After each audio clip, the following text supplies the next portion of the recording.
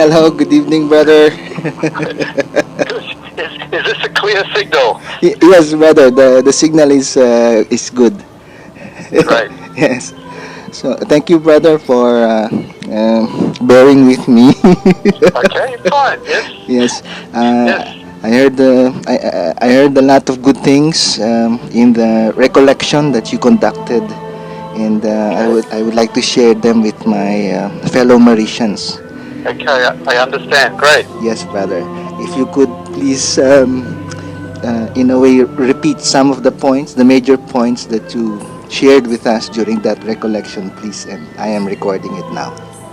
Okay, okay. Um, the the hope, the plan for the recollection. I think we had three or four goals.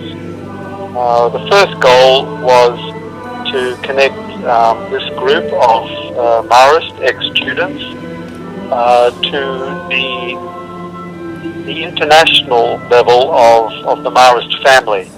So I began on the big picture, and what we did was to show the extent of Marist presence and Marist ministry across the world. So we began with a very simple uh, video presentation about the different countries in which there are Marists, the number of brothers, the number of lay Marists, the number of Marist students in those various regions. Yes, brother. Yep. So that's where we started. It was the big picture, so as to speak. Mm-hmm. Um, you mentioned about the role now of the Marist lay, and Yes. I was really touched by that portion. Could you please tell us more about the Marist Okay. lay? So certainly. Uh, Increasingly, in more and more countries, the Marist ministries, particularly of education of young people, are being conducted more and more by lay Marists. There are still brothers engaged in the Ministry of Education, but the majority of Marist educators would be lay Marists, and this is the trend across the world, and it has been the trend now for 20 or 30 years. So the whole idea of the Marist family has been part of, I think, Marist life since the day of the founder, and it's been a characteristic of our education, the family spirit in the education. But we've taken it, or it's developed to a new level, so that now we see that the Marist charism, the dream of Marcellin Champagnat, our founder, his dream was not just for brothers, but also for lay people who felt a very strong connection to things Marist, to Marist values, to Marist ways of living, Marist ways of praying, Marist ways of living the gospel. Increasingly, more lay people are feeling and experiencing that connection and are engaged in ministry as Marists. So as that's been developing now, as I say, for many, many years, it's being matched by processes and programs which enable lay Marists to discover and to develop their Marist charism. And I guess one of my goals for our recollection was to open up that possibility to the alumni of Marist School. Um, I remember you also spent some time with the history of your founder, of our Yes, founder, Blessed yes, Marcellin Champagnat.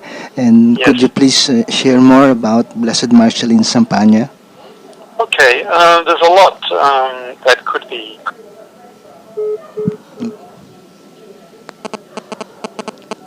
I'm calling again. Oops.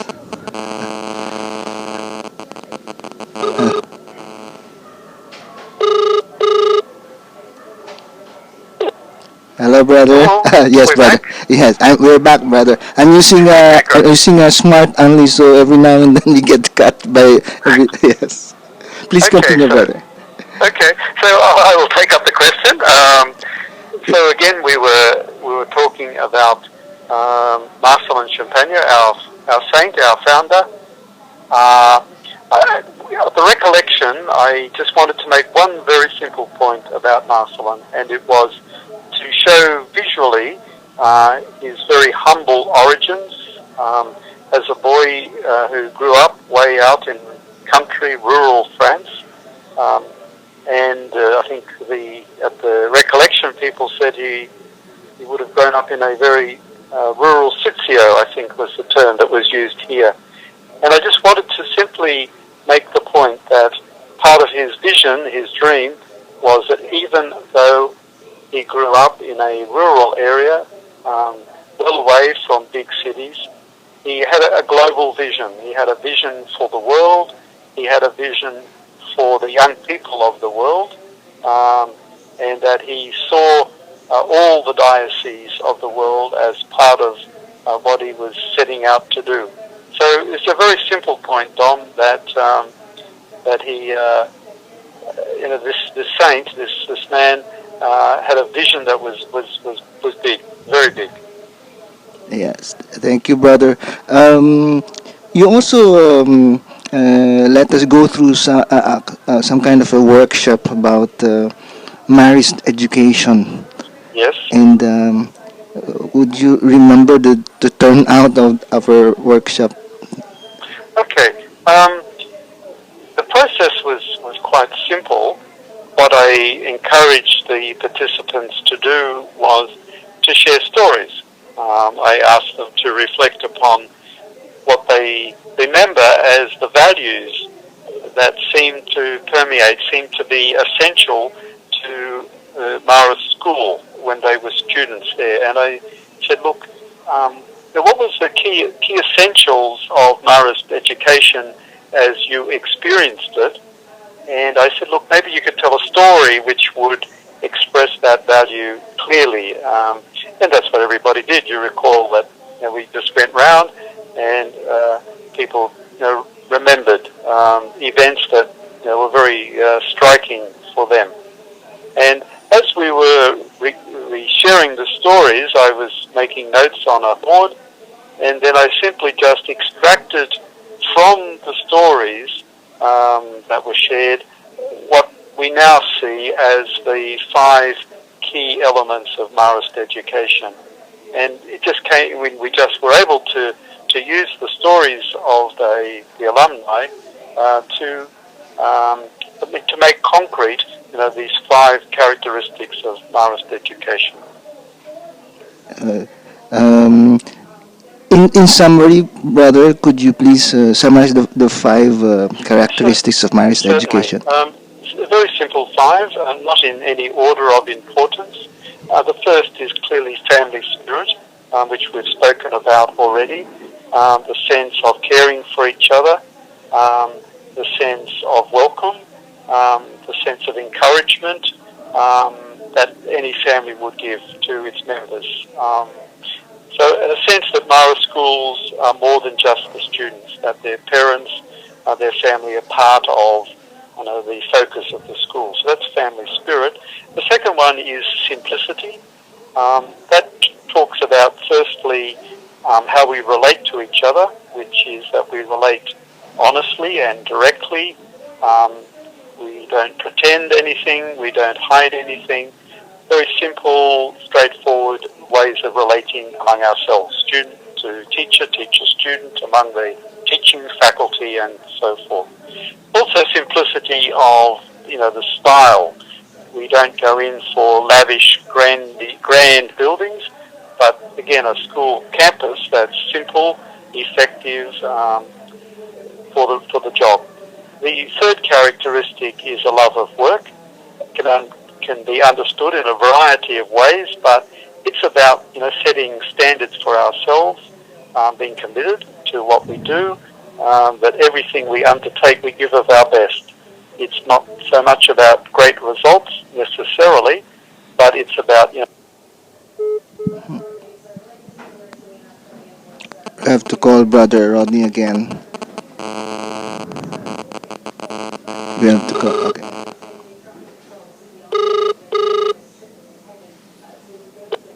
Hello, brother. Hi, we're back. We're We're back. back. We're back. Okay.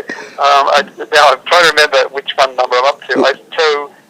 With family spirit, simplicity, love of work, also in the way of Mary. It's important that we model Mary's way of living the gospel. We try and put into practice Mary's attitude of attentiveness to the needs of people, of listening, of encouragement that we read of Mary from the scriptures. So let's see if I've gone through the 5. Simplicity, love of work, in the way of Mary, family spirit, and there's one more. Which unfortunately is escaping me just for the minute. Can you give me a pause and I will think? No problem, brother. Okay, thank you. Good. At this point, I'd like to explain why I had to re-interview Brother Peter Rodney. I was, at the time of the recollection, I was using the new wireless microphone, and it was my first time to use it. Unfortunately, I'm still tinkering with that gadget, and as you see, I wasn't able to record very good audio, and Brother Peter Rodney decided to do away with the microphone that was available in the venue, so I had to immediately shift mics and use this wireless mic. So that's why I had to re-interview Brother Peter Rodney for this video. Paul? Hello, Paul, brother. you there? I'm still here, Hello? brother. Yes, brother. Sorry, now I've remembered the 5th. Sorry, I'm having one of those moments when your mind goes blank. No problem, brother. Okay, the 5th is presence. It's a way that we approach education in that we educate best by being with young people. In other words, to be involved in their lives and in various activities. So it's a way. It's a sort of a relationship of. It's like family spirit. It's a relationship of the level of a family, but it also has the notion of we're involved with young people in classrooms and out of classrooms. So the involvement of Marist educators in co-curricular or extra-curricular activities as seen as important for Marist education. So sport, various cultural activities, all of those have an important part of the Marist education. So that those would be the 5. Thank you, thank you very much, Brother Rodney.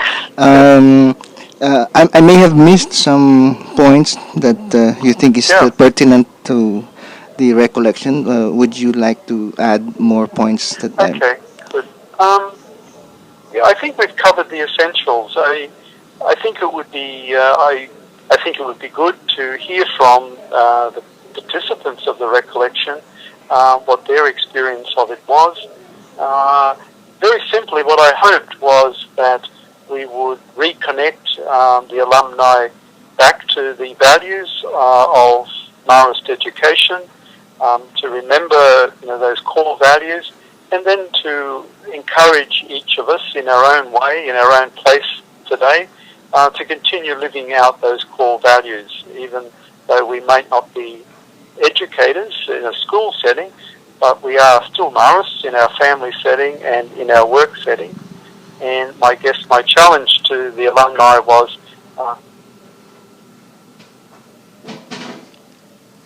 Hello, brother. and how could they be lived out, today, and still, therefore, to be continued to be Marists today. I think that was my real hope for the whole recollection. I see. And actually, I was able to record the workshop when I changed microphones. So, Okay, with the right. participants. I was able to record that.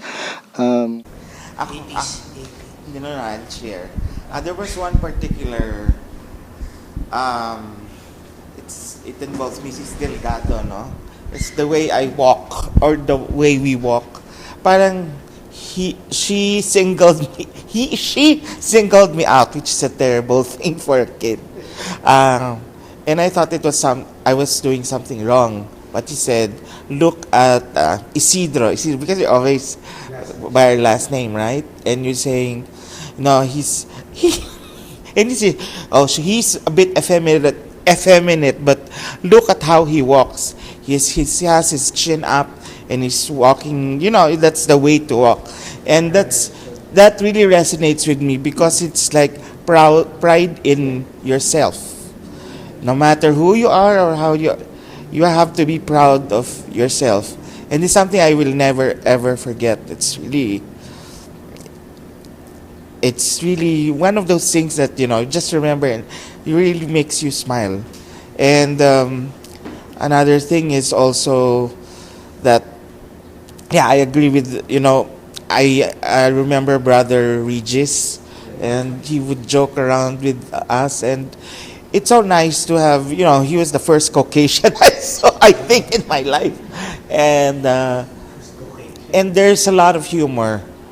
And I remember that about the education. I can feel that, there really was a focus on being humble but proud. There's a quiet dignity that I think I remember being, and I'm really still very proud of being from Marist, no? So when I get to meet people outside and they're from Marist, there really is an affinity. That's it. Sino pa?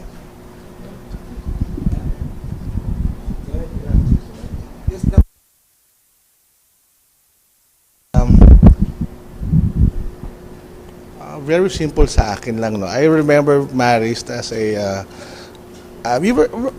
just there. We were within the vicinity. So Marist, it's like a big community where in one street, mostly there are about 10 students who are students of Marist. So on the other street again. So basically, parang it's like starts from a community to brotherhood and family. So it all boils down to knowing everybody, being a family. That's very simple as I see it. Okay, thank you. I did not study here in Marist School. When I started working here as a classroom teacher, the brothers would always go around and see what we were doing. Supervision was very close, and there was really an emphasis on quality education. So that you cannot just be sitting in the classroom all the time. The brothers would stop at the door of the class and listen to what you are doing, listen to what you are saying. So you have to be prepared all the time. You have to do your assignments, your lesson plan, and you have to do your best. So supervision was very good, and that was true with, remember, Brother Paul, Brother Jess Agbuya, and the rest. Yeah.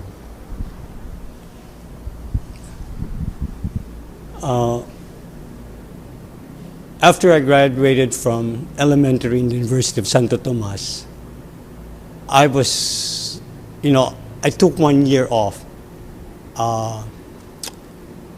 But I knew that if I want to study, I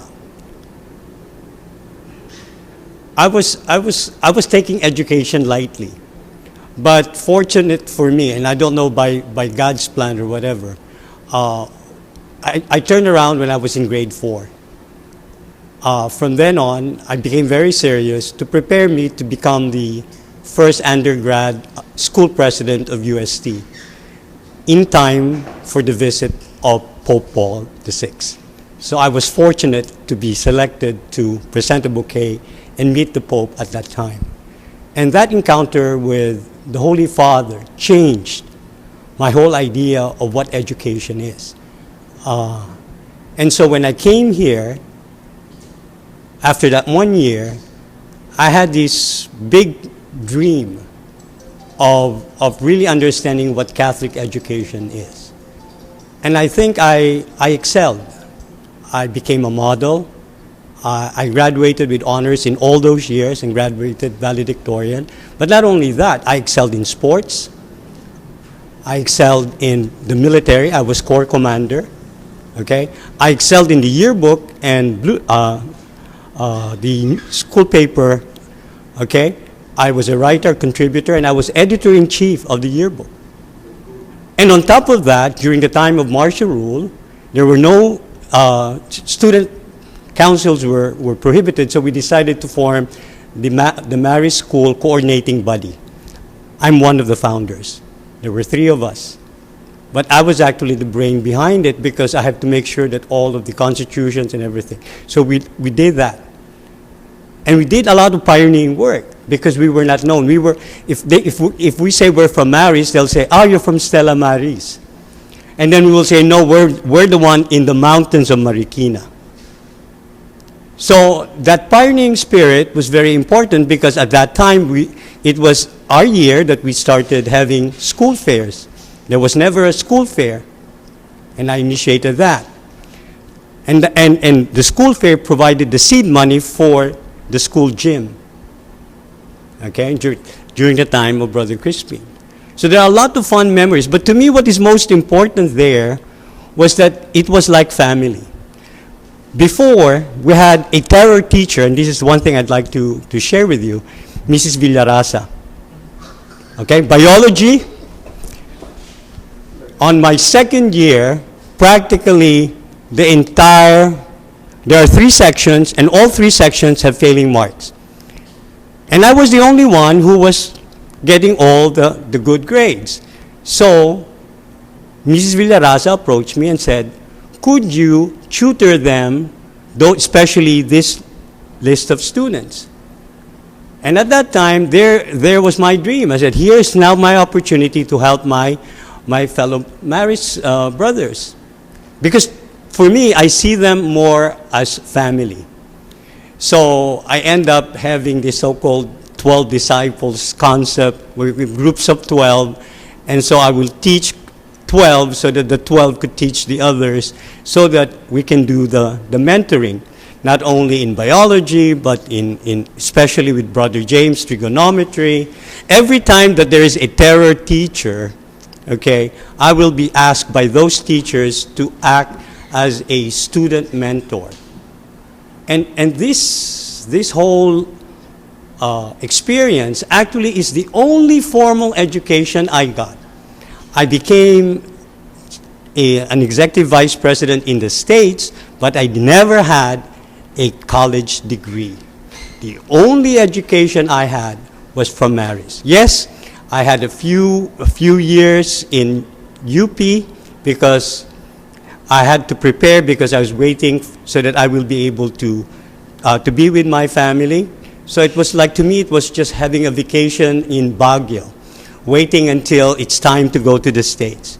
I was in the States for 17 years, but the only education I had was Marist education.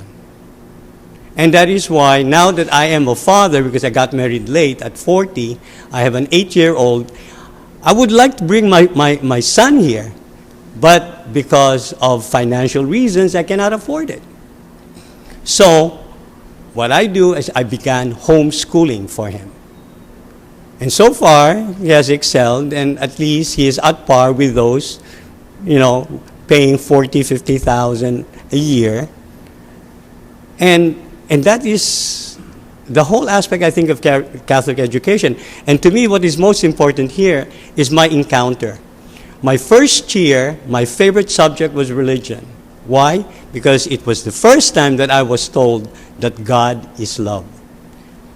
And that book of John, the good news, was the basis for having a purpose in my life.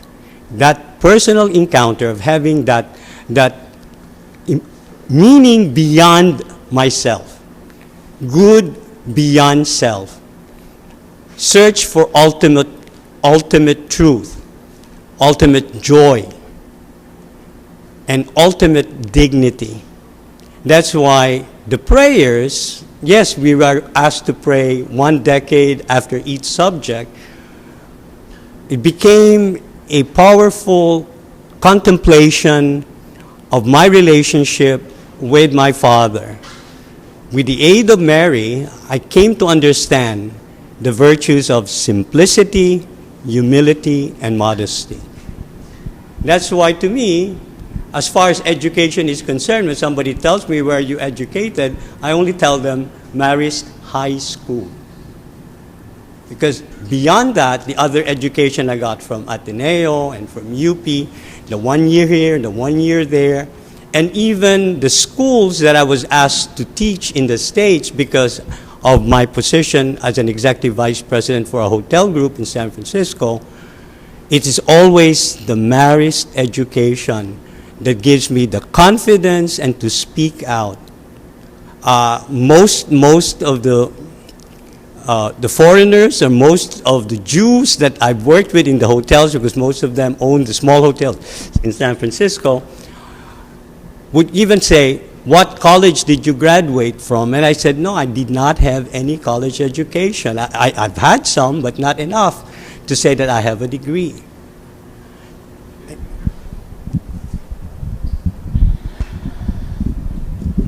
My appreciation of Marist actually was fulfilled when I was already in college, because back then I considered that it was just the same as other schools. But when I got to college, it was there that I noticed that what they were teaching us here was far beyond the norm, because my first year in college, it was the math that they were teaching us here. So they were already here in Marist. They were already preparing us for college. So I appreciated it then that even though it was hard here at Marist,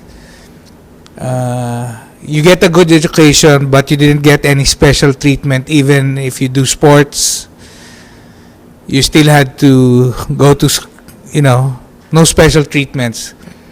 And then when you wrote the word rosary, it just dawned on me that the everyday, the whole rosary that we had to pray. When I went to the university, it was a non-religious type of university, so it just dawned on me that you sometimes actually miss it. That you're suddenly looking for the rosary, and somehow during those years you tend to forget. But when you get back to Marist, you look at that, and so that's most. Now that I realize it, the rosary itself was probably one of the things that made our days lighter. I think that's what I'm looking at. So sports, education, and probably the rosary was big.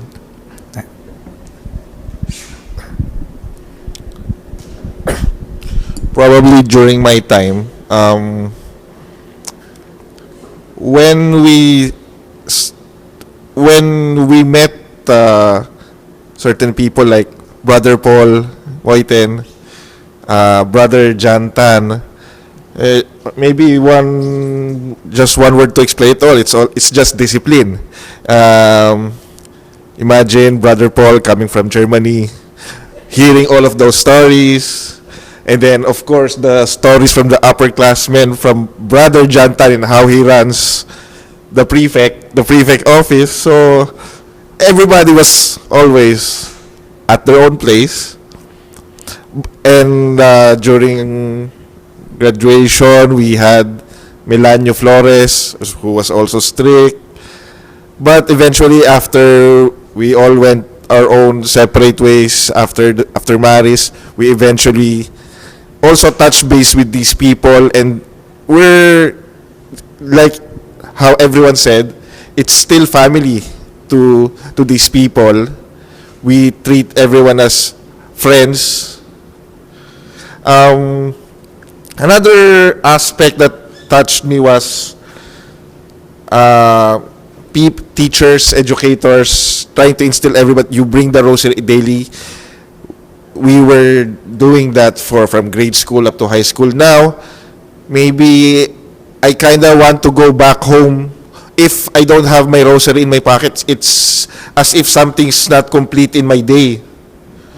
And when I show that to friends now, sometimes back then they started asking, "Why do you have that? No, it's just me. It's a simple answer. It's just me." And also maybe some of the brothers can answer is instilling to the students the values, humility, modesty, simplicity. For a simple person like me, it practically just means the same. And then it's just like when you go to college, you're exposed to, shall we say, reality or the real world, wherein there are people louder or shall we say more outgoing, and then here comes this Marist guy who's trained or educated to have the Marian values like that. It's like feeding a sheep to a pack of tigers. Parang it's something that shall we say, when I talk to teachers now, educators from our past, yeah, you're correct. The Marist boy is a meek and quiet person. It's something I cannot explain why the culture, maybe that's the culture. I don't know if it's still the culture now, but back then we're kind of trained, or it's okay to be quiet. It's okay to be the sheep, but you're in the tiger's den now. It's something. Yeah, and also if I remember that time when things got crazy in the Philippines, when Ninoy Aquino was assassinated, and then you had that people power, EDSA revolution. Practically everyone, even administration, faculty, doesn't care if the students really meddled in those affairs. They're quite open to everybody. Yeah, you should know this. You should participate. So it's not really.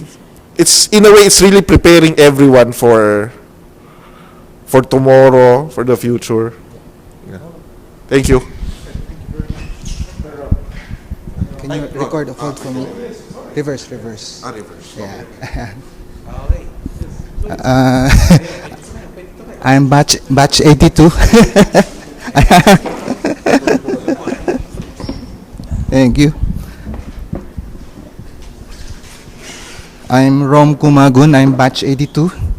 I started here at Marist grade 6, 1977. I came from Lourdes School, Quezon City. So from Lourdes, I learned to be the Saint Francis. Make me a channel of your peace. But when I came to Marist School, that's when I became aware of the Marian spirit, there's the spirituality, the modesty, simplicity, humility. I believe I heard that every day, and I took it to heart. I still try to apply it in my life as much as I can every day. I try to teach it to my kids. I even fight with my wife about it because because of my neglect also, she converted to Protestantism. So although she studied in Lourdes College in Cagayan de Oro City, she now tends to put lower value to Mary. But then I have to I sort of have this obligation to defend and to educate my own wife about Mary's place in our faith. My most memorable experience, I guess, is in high school. Mrs. Gregorio. It was a literature class. I'm not. Yes, I think it's English but we were discussing something about from the Bible. I hope my memory is correct. No, maybe it's a religion class but I think it's English. The passage was about the lamp, parable of the lamp. When why do you put you don't put the lamp on top of the table? Oh no, you don't put the lamp under the table. You put it on the table where the light can be spread out and everybody can see it, can benefit from it. And so Miss Gregorio posed the question, what does it mean? The whole class was silent. I hope they were all thinking. I know they were. But then an insight came to me that I rose my hand and said, Ma'am, I think it's about talents. It's about really showing your talent, and sharing your talent with everyone, so that everyone can benefit from what you have, from the talents that you have. And she approvingly responded that I was correct in interpreting it that way.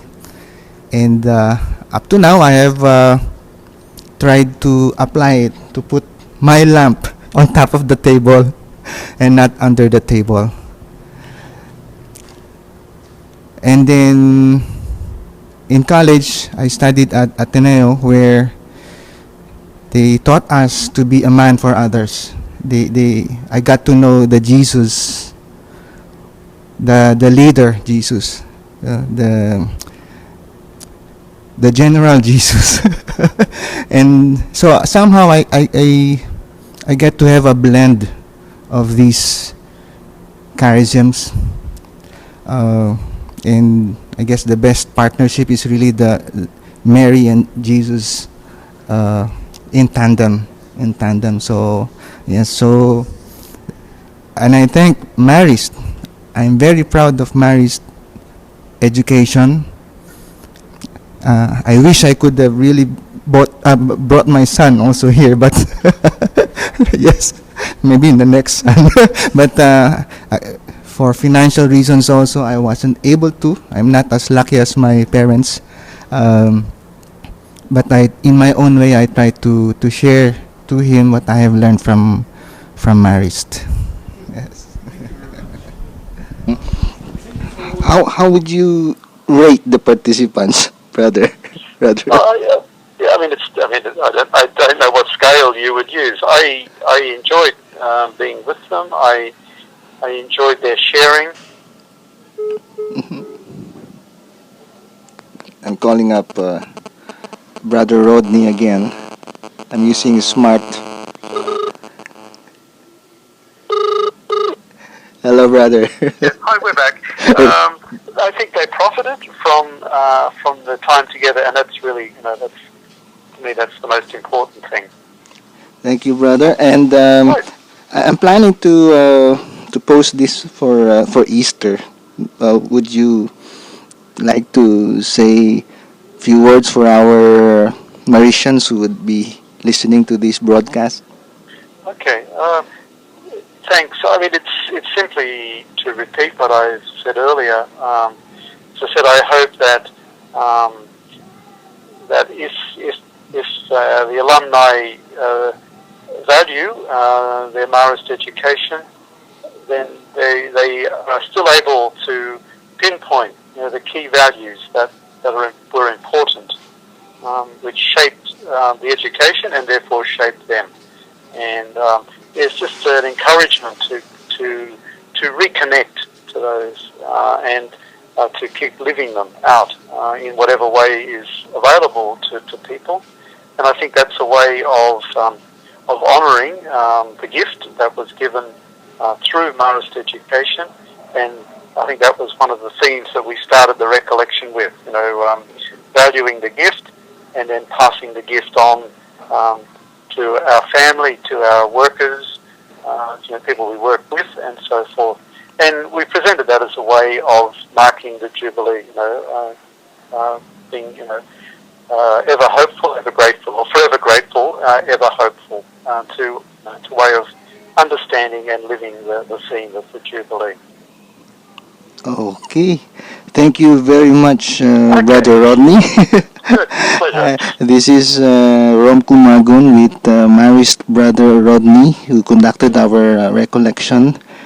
Brother Rodney, again, I cannot stop saying thank you for giving me the time again for my errors in recording the original recollection. Okay. We're all learning. Thank you very much, brother. Thank you so Ron, much. Pleasure. Good night now. Good night, brother. Yeah. Okay. And to all our fellow Maritians, you've heard Brother Rodney. I hope you enjoyed his sharing as much as I did. Thank you.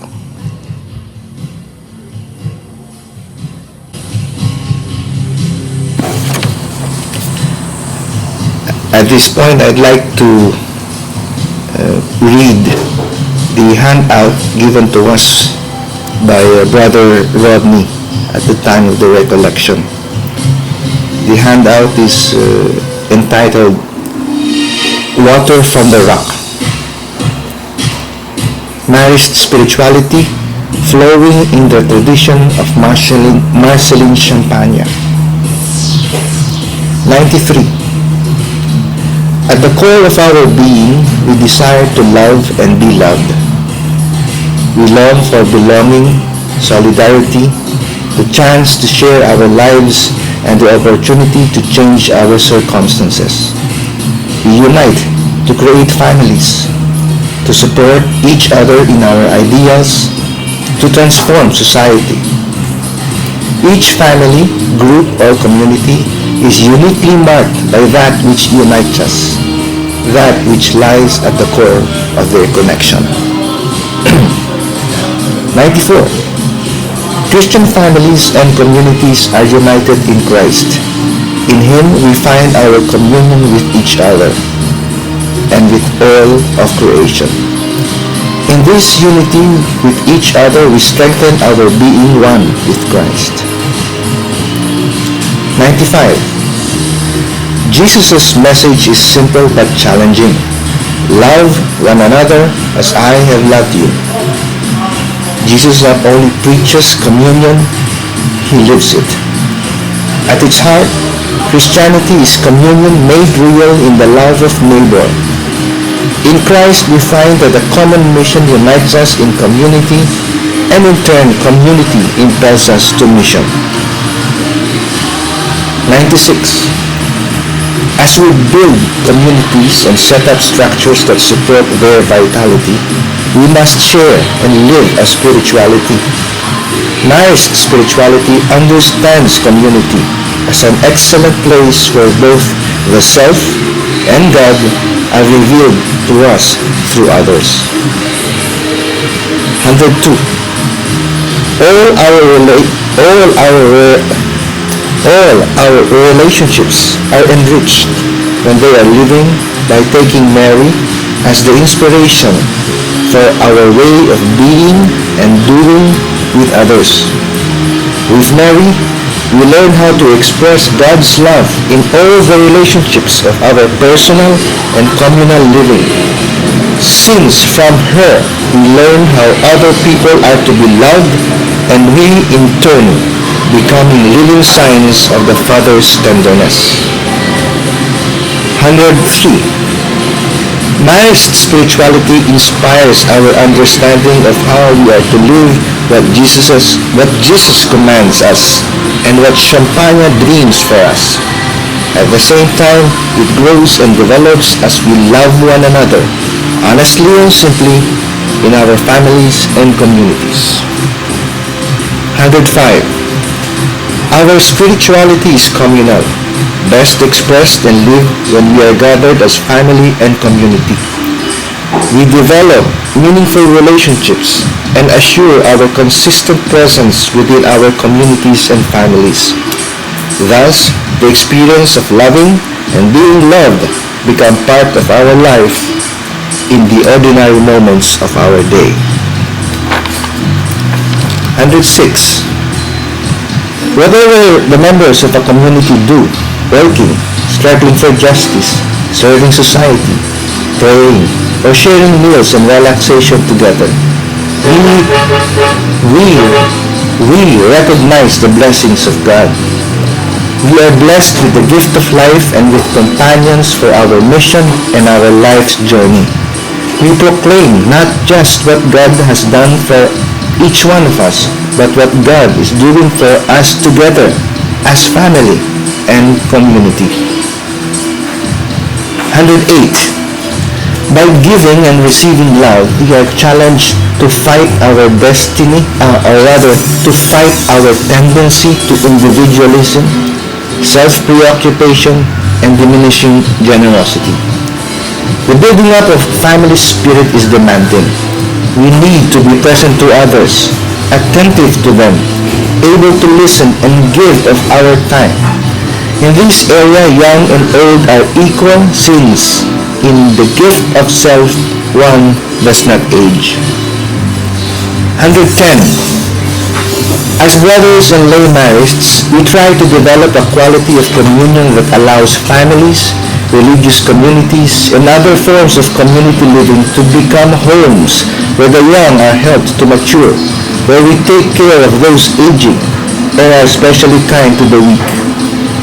Places where we forgive one another and heal wounds, where we joyfully celebrate the life we share together.